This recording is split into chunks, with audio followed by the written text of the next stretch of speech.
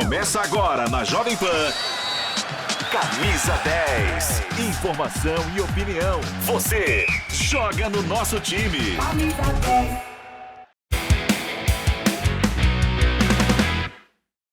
Salve, salve, galera! Olha, estamos aqui no palco da grande decisão de amanhã, Camisa 10, no Allianz Parque, nesse sabadão. Amanhã a bola vai rolar, claro, a gente sabe, o Palmeiras perdeu o primeiro jogo fora de casa, 2-1, mas o resultado está completamente aberto ainda. A gente está vendo que os funcionários do Palmeiras estão fazendo aqui uma movimentação em torno do campo. Amanhã é a grande final, que é claro, a gente vai acompanhar tudo aqui na Jovem Pan News. E o Camisa 10 de hoje é completamente especial para a gente destrinchar um pouco. Antes da gente chamar o nosso Mauro Betting, que também vai fazer uma análise especial sobre esse time do Abel Ferreira, a grande decisão que acontece amanhã contra o Água Santa, a gente vai tocar num tema muito importante para os palmeirenses, essa dupla de ataque, né?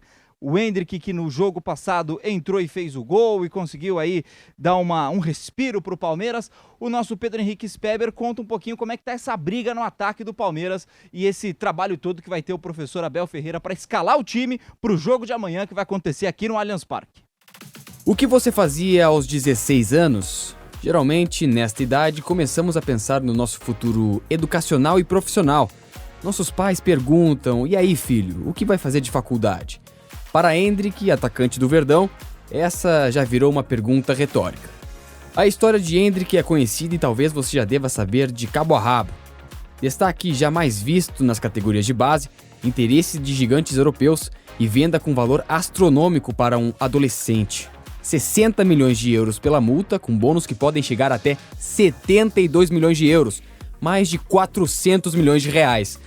Mas é aquilo, 16 anos. A mentalidade não é a mesma de um marmanjo de 25 anos ou de um trintão experiente em competições nacionais e internacionais.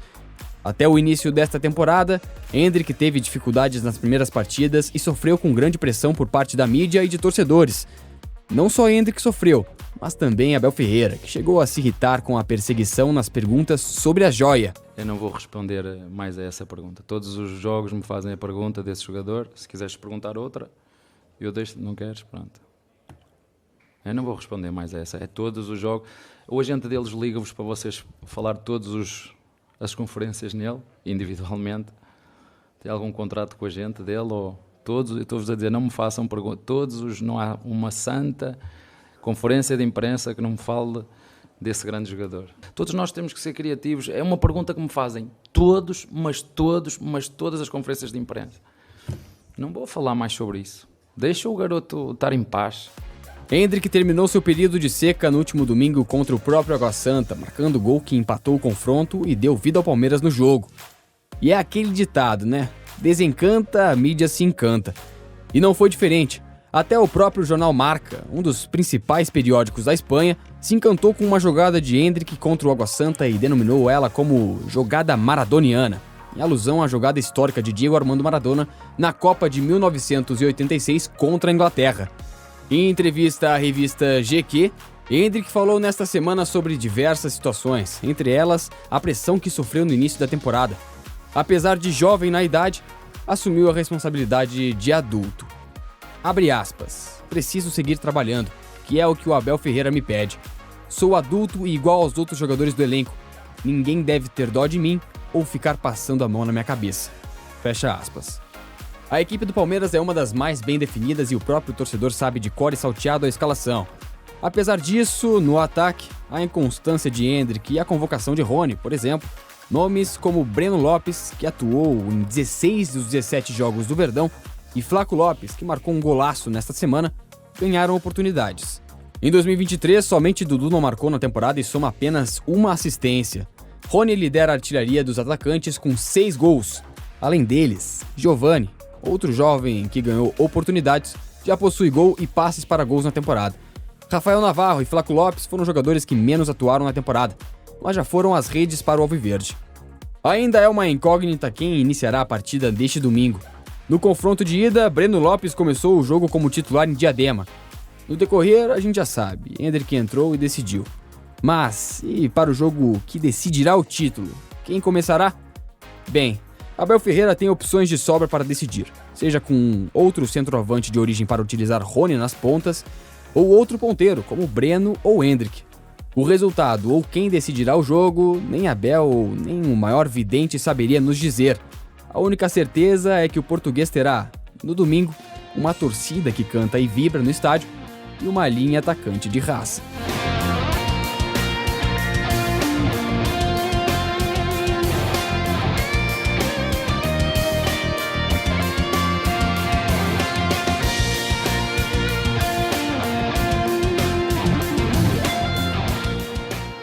Muito obrigado, Pedro Henrique Speber. Mauro Betting já tá aqui ao meu lado. Mauro, Que honra. é uma honra.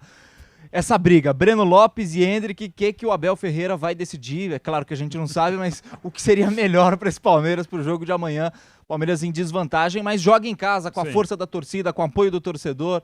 E aí, Mauro? Bom dia, Mauro. Bom dia, Gabriel. Bom dia, Jovem Pan. Bom, amanhã teremos mais uma grande decisão no Allianz Parque. Como foi no ano passado, o Palmeiras precisa repetir para tentar ser bicampeão paulista, que é um 4-0. Claro, pode ser 2-0, 1-0, 2-1, 17-16 para o Palmeiras. Teremos pênaltis aqui contra esse Água Santa, que ganhando ou não já faz a maior zebra, a maior surpresa da história do Paulistão desde 1902. Mas a Inter de Limeira, 86, contra o próprio Palmeiras. A Inter já tinha jogado o Campeonato Paulista Brasileiro. São José de 89 também.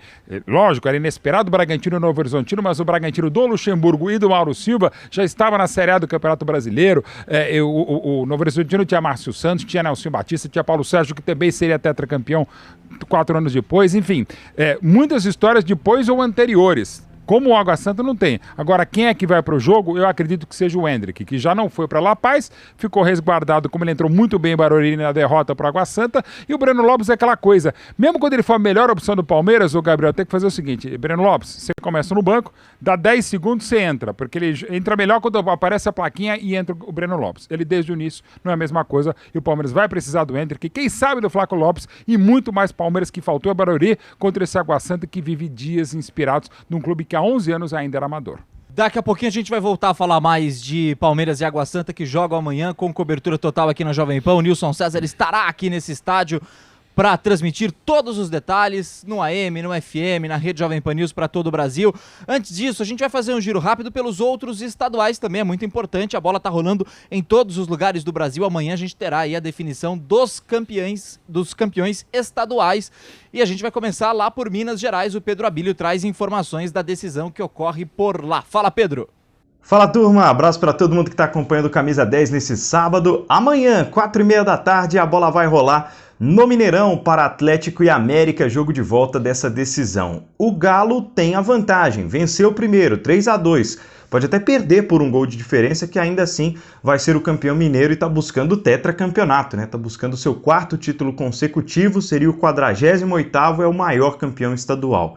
O técnico Eduardo Cudê não está nada satisfeito com o número de jogadores que tem em mãos, principalmente depois das vendas do Sacha para o Bragantino, do Ademir para o Bahia, soltou os cachorros na entrevista coletiva depois da derrota na estreia na Libertadores contra o Libertad do Paraguai nesse meio de semana. O treinador não deve fazer mudanças muito significativas na estrutura do time, mas o Hulk, claro, é a grande novidade, volta a jogar depois de cumprir suspensão na Libertadores e principalmente buscando aí a artilharia de mais um campeonato estadual. Do outro lado, o técnico Wagner Mancini só costuma divulgar os relacionados para os Jogos do América 6 horas antes de a bola rolar. Então amanhã a gente vai saber sobre o Martim Benítez, o argentino que tem jogado com dores musculares, falou sobre o problema na coxa depois do jogo contra o Peñarol, em que ele de novo foi um dos destaques, né? O América goleou o Peñarol na estreia da Sul-Americana na última quarta-feira e o Benítez, além de tudo, foi o grande jogador, né, daquela primeira partida do Campeonato Mineiro, fazendo 2 gols e recolocando, de certo modo, o América no jogo. Cerca de 60 mil pessoas esperadas no Mineirão para a gente conhecer o campeão estadual desta temporada de 2023. Eu deixo um abraço e a expectativa para essa grande final aqui de Belo Horizonte, Pedro Abílio. Até mais. Mauro, a gente vai ter também Flamengo e Fluminense no domingo, às 6 da tarde, transmissão aqui no YouTube da Jovem Pan Esportes. E depois da derrota no meio de semana, apesar da vitória no primeiro jogo do Campeonato Carioca, ainda há muitas críticas ao trabalho do Vitor Pereira, né? Pois é, ele é capaz de ser campeão do Rio e tem uma bela vantagem construída na primeira partida, mais no segundo tempo, 2-0. E pode ser campeão Vitor Pereira e ainda se criticado, detonado, se bobear, vaiado numa volta olímpica, né? E pega justamente o Fluminense, que talvez tenha tido, talvez não, para mim teve a melhor atuação, a melhor vitória entre todos os brasileiros na semana da Libertadores da América, contra o Flamengo, que perdeu para um time estreante de uma maneira muito ruim, de novo, contra o Alcas, e mesmo assim ganhar de um time que está melhor, fez um campeonato melhor, e mesmo assim o Vitor Pereira está muito criticado. É uma coisa difícil de se ver no Flamengo nem tanto, mas no futebol brasileiro, alguém que pode ser campeão num Fla-Flu contra um ótimo Fluminense e ainda assim se tão criticado. Então vamos pro Rio de Janeiro. O Rodrigo Viga vai trazer informações pra gente desse Fla-Flu, o Viga que é um dos grandes críticos aí do Vitor Pereira. Vai nessa, Viga! Fala, rapaziada. Muito bom dia para vocês aí, para o nosso ouvinte, espectador e internauta desse Camisa 10.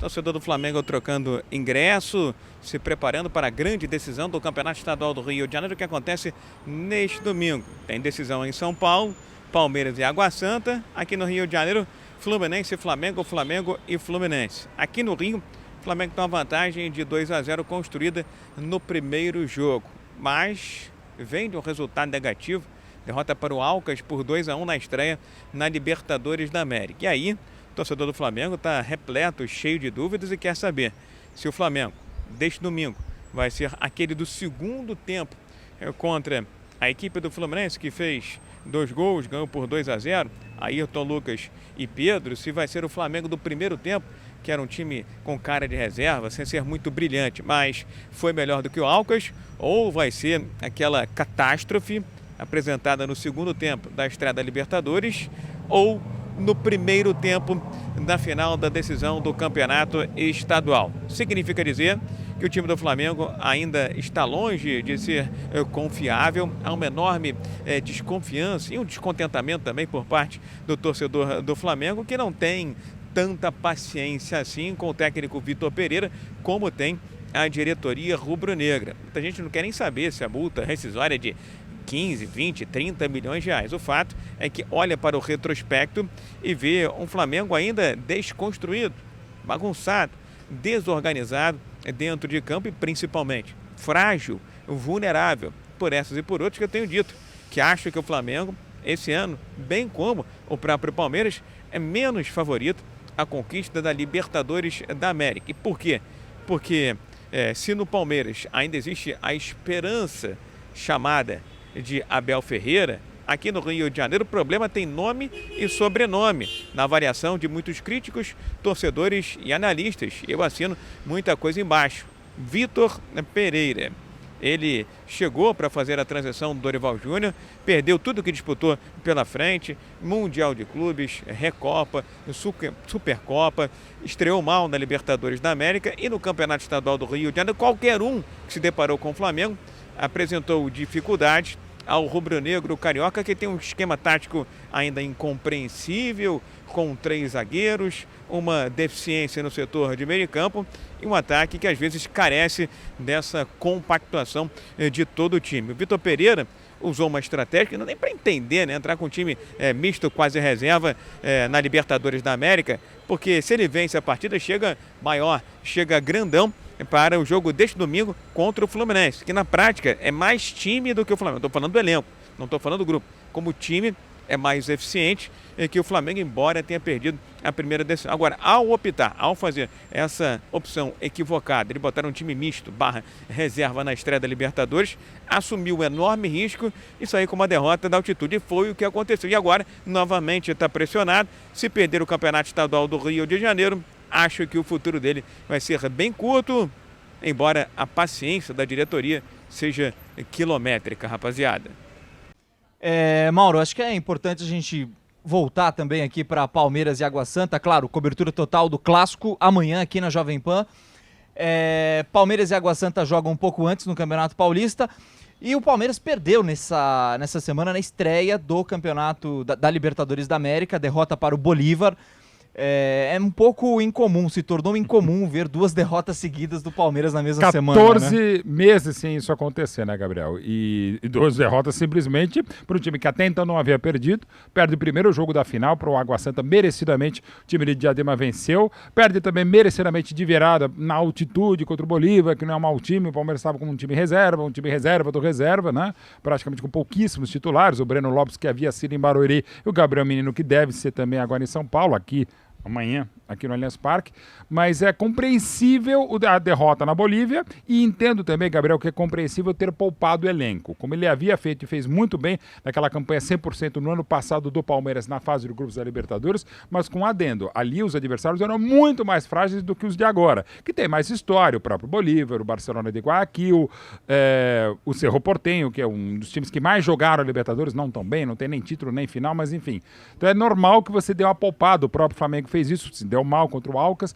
mas é normal. Agora, o que não é normal é esse time do Palmeiras perder, esse é perder. Por isso que ainda ele se mantém favorito, mas não vai ser fácil por tudo aquilo que o Thiago Carpini está fazendo com a Água Santa dele.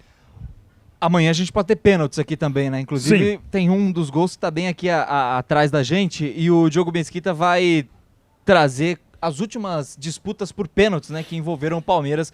O Diogo Mesquita fez um retrospecto sobre isso. Vai lá, Diogo.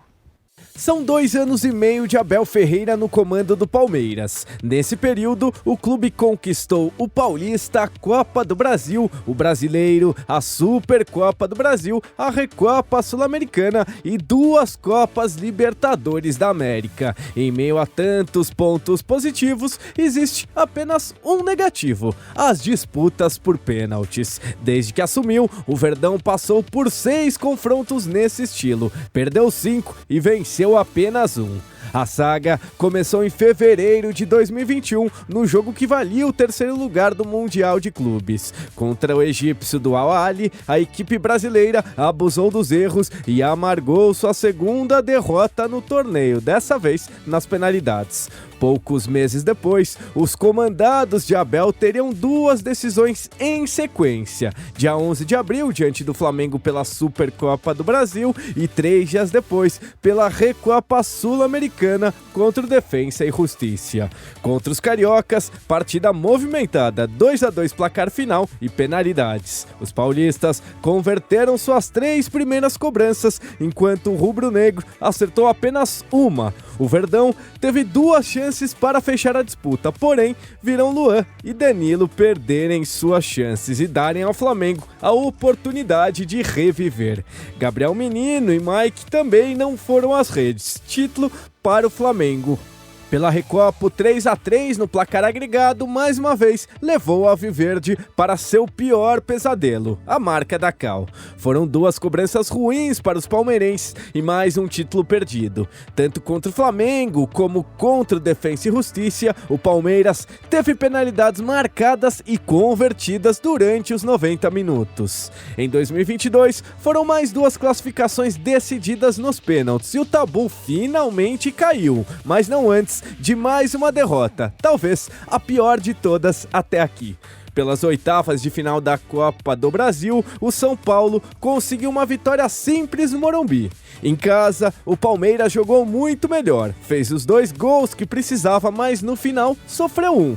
Apesar da pressão e da tentativa de evitar seu destino, as penalidades, mais uma vez, definiram o futuro palestrino. A eliminação veio com direito à falha de Rafael Veiga, que até então nunca havia perdido uma cobrança com a camisa verde. E o futebol é isto, quando chega nos penaltis eu não gosto muito, porque aí também tem a ver com um bocadinho de competência, com calma, com capacidade desse momento de se abstrair, só que como é que eu te vou dizer, como é que eu te vou explicar, não é? Dizer que o nosso melhor batedor, que marcou não sei quantos jogos seguidos, hoje falhou 2. Eu vou-te explicar, vou-vos dizer a vocês o quê. Querem que eu vos diga o quê? Vamos estar a falar da tática? Vamos estar a falar das substituições do treinador adversário? Vamos estar a falar das substituições que eu fiz? Não, vamos falar de futebol. Há situações que só se explica dizendo que são coisas do futebol. E o que aconteceu hoje aqui foi futebol, foi magia. E, quer vocês gostem ou não, mesmo nós na nossa vida precisamos de uma pontinha de sorte, como nós já tivemos noutros jogos. Competência e sorte.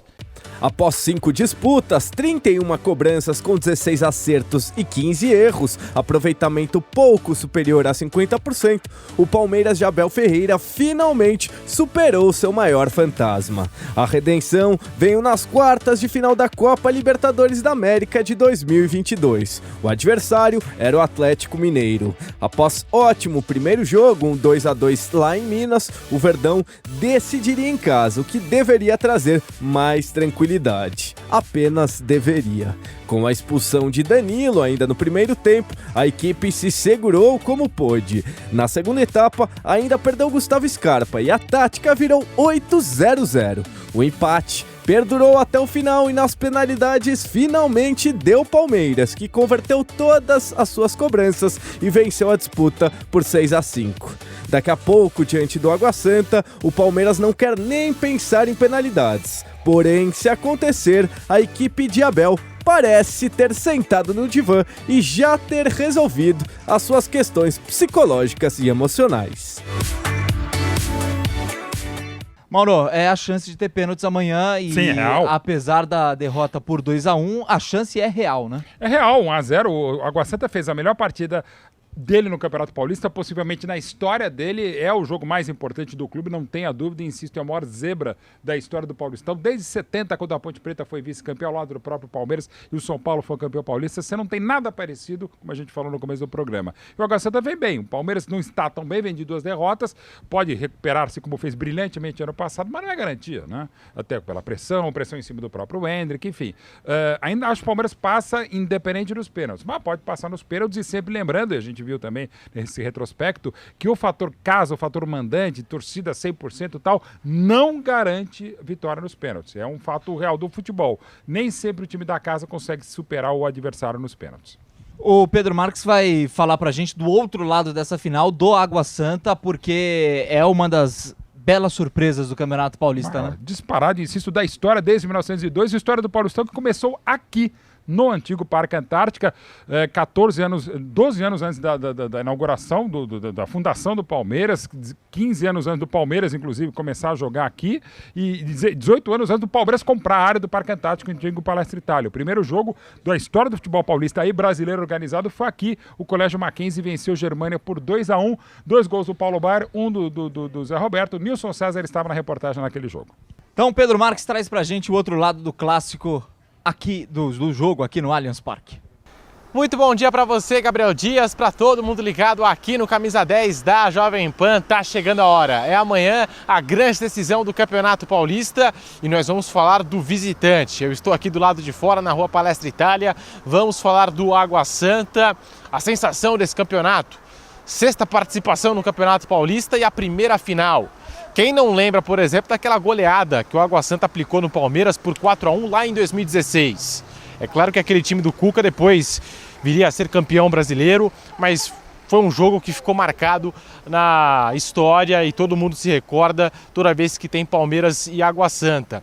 Nós conversamos nas últimas horas com o Júlio Rondinelli, que é diretor do Netuno, para falar um pouquinho sobre esse momento. O Água Santa que eliminou o São Paulo Futebol Clube, deixou pelo caminho o Bragantino, time de Série A, e teve uma pontuação superior, por exemplo, a do Corinthians, a do Santos. Então nós vamos acompanhar aqui no Camisa 10 da Jovem Pan, ele, Júlio Rondinelli, falando sobre o planejamento do Água Santa, essa campanha toda e também a parte mental, o que falta para esses 90 minutos finais do Campeonato Paulista. O Júlio Rondinelli fala e a gente acompanha aqui no Camisa 10. Foram 23 pontos conquistados na primeira fase, tudo isso jogo a jogo, não tivemos um início muito bom, mas o equilíbrio, o discernimento e a absoluta certeza de que estávamos fazendo uma boa competição, bons jogos, o resultado não veio inicialmente e a partir da 5ª rodada a gente conseguiu conquistar a primeira vitória e foi uma sequência de vitórias muito positiva.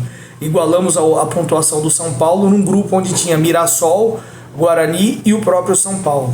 A vitória nas quartas de final nos deu muita força a seguir em frente, a enfrentar o Red Bull, também uma equipe de Série A, e conseguimos eliminá-los nos pênaltis.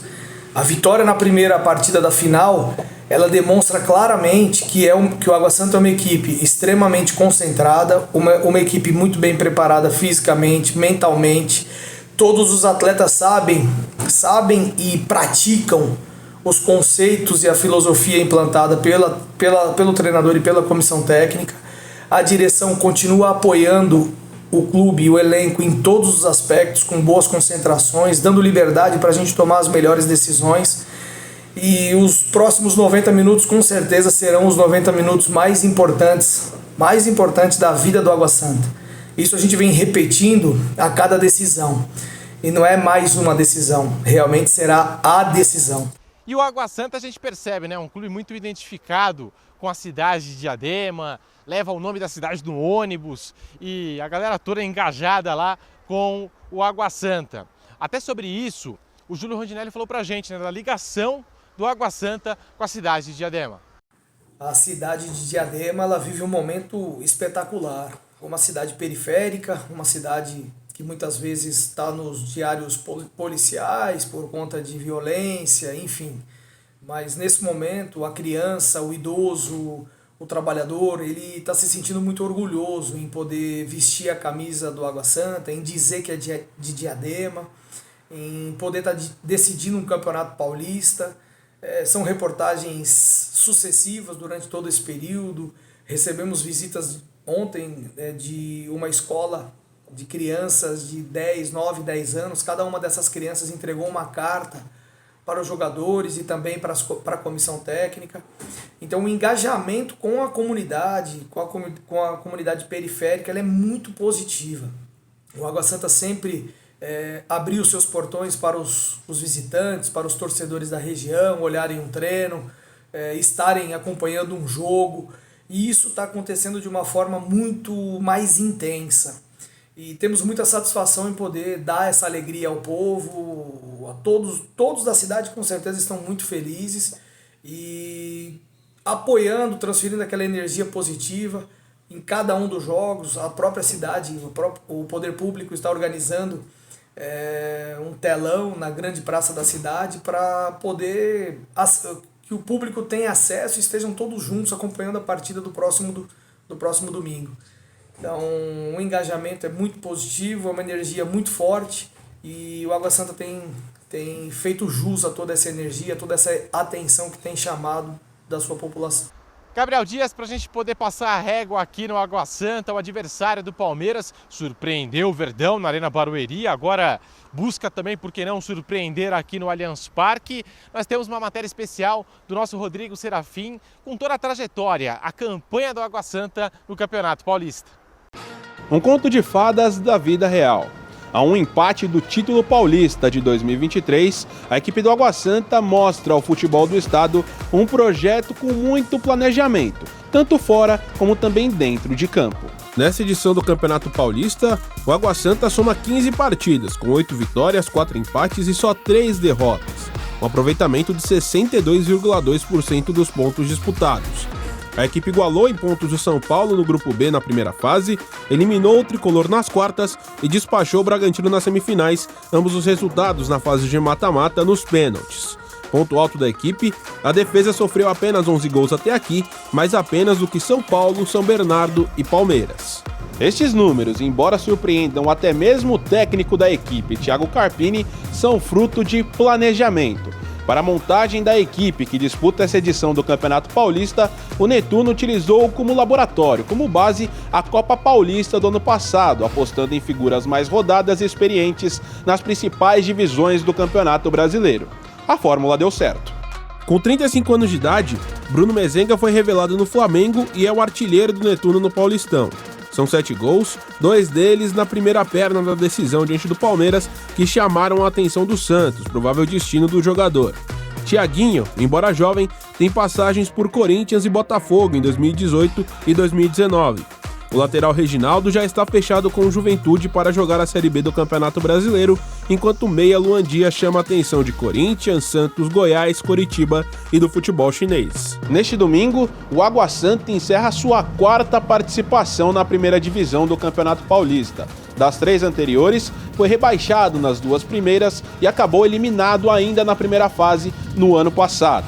A campanha de 2023 já é um sucesso, mas pode significar ainda o primeiro título da história do clube como profissional. Para 2024, a ideia é desenvolver a infraestrutura do clube, a aquisição de luminárias para jogos noturnos no Distrital do Inhamar, construção de um CT próximo ao estádio e a formação de um novo elenco para a Copa do Brasil e a Série D do Campeonato Nacional.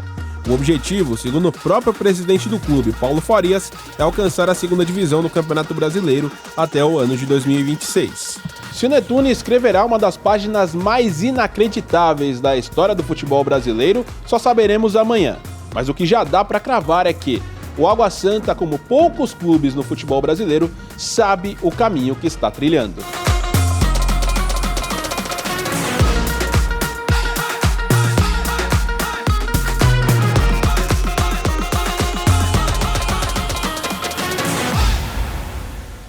Muito obrigado, Pedro Marques. Mauro, seu palpite, arrisque um palpite para amanhã. 55-45 pro Palmeiras, vai, 3-1 Palmeiras. Muito obrigado, Mauro. É um prazer estar aqui, foi um prazer estar aqui de novo no La Copa, no Brasa, a galera do Gabriel, todo mundo do marketing, a gente agradece muito esse restaurante que tem esse espaço maravilhoso aqui no Allianz Parque. Valeu, gente, e amanhã cobertura total do jogo aqui na Jovem Pan.